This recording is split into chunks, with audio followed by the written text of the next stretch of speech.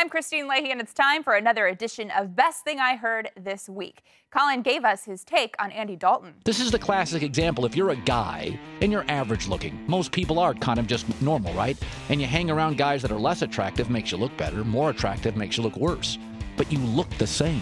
Andy Dalton is what Andy Dalton is. Arm talent average, mobility average, accuracy okay. Leadership, Colin had his dreams crushed. I am going to my first premiere tonight. Oh, my bad. It's not a premiere. It's a screening. A screening. So I'm getting a screening tonight for a Bradley Cooper movie. Yes. So it's not a big deal. You can go flip-flops. Nobody cares. You're just literally going to watch a movie somewhere else than your house.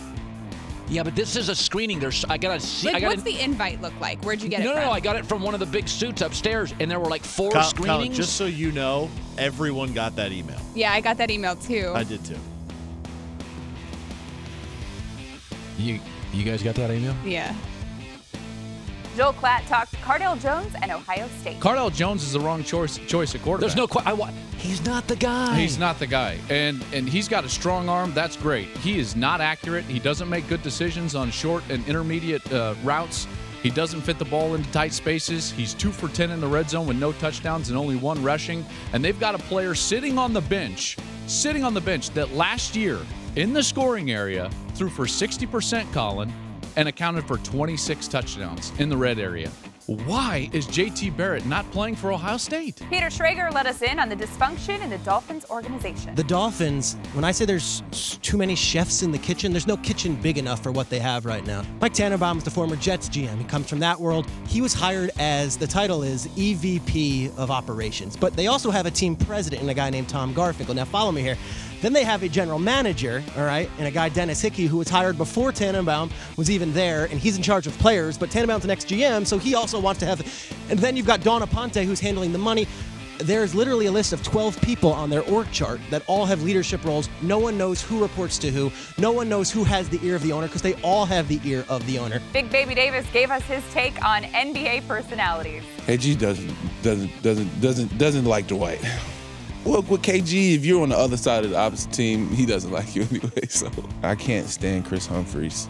He's the type of guy that's like, oh my God, I'm gonna block that. Yeah.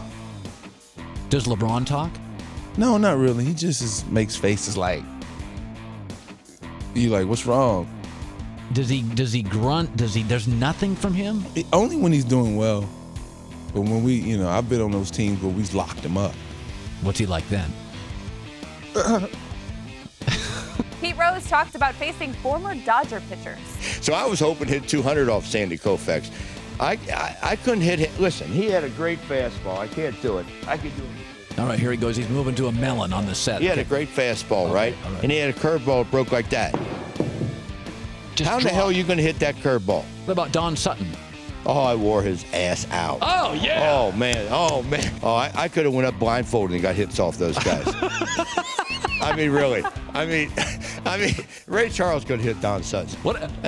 And Ray had a hard time seeing the ball, man. And Colin introduced a new ridiculous feature to the show. Today I've put together a feature we'll be doing from time to time on the show. I'm pretty proud of it. Let's introduce our new feature, if you could, John.